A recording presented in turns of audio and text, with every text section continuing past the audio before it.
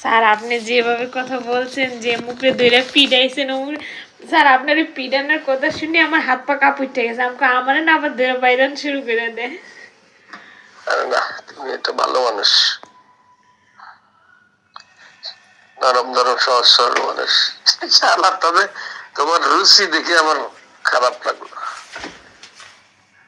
দেখি এই সুন্দরী একটা মেয়ে, আর রুচিটা কি? হ্যাঁ স্যার, মানুষের রূপ দেখলে মানে চেহারা দেখলে তো আর বোঝা যায় না যে মানুষটা ভিতরে কি চলতেছে।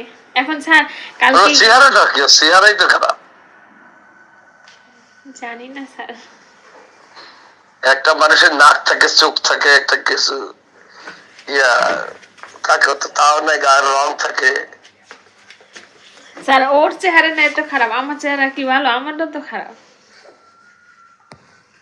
তোমার কোন জায়গাটা খারাপ? তোমার ঠোঁট দুটো কত সুন্দর, কার রং ফর্সা।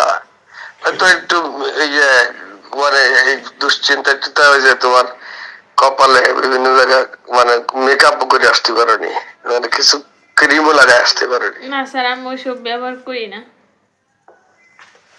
কিন্তু তোমার আবার দেখলাম বানরের মতন, শিয়ালের মতন নখ। জি স্যার। শিয়ালের মতো নখ দেখছি, বানর শিয়ালের মতো নখ, পশুর মতন বড় বড় নখ, কাটো না মনে হয়। না স্যার, সময় পাও কেন জানি না। আমার স্যার আমার নখ আমার খুব ভালো লাগে, যেন আমি নখ রাখি। রান্না করো কে? রান্না গ্যাসে। তাই থালা বাটি দিতে নখ এরকম থাকলে রাখে কাউরে? কি জানি, আমার অসুবিধা হয় না স্যার। রান্নাই করি আরে বার স্যার, একদিন রান্নালে 3 দিন রান্নাই করি না।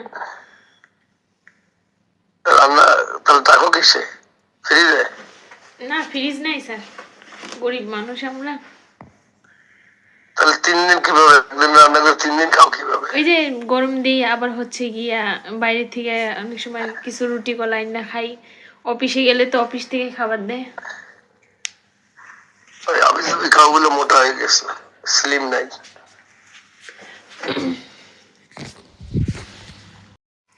জি, বুঝি নাই স্যার। মায়া কি কাটছে? স্যার মায়াকে এত সহজে কাটা যায়? আরে আল্লাহ, যে তোমার এইভাবে বেশি বলতেছে,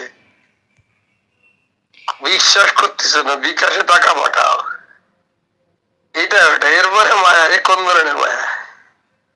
স্যার ভালোবাসা তো এমনই অদ্ভুতই হয় না? তাই নাকি?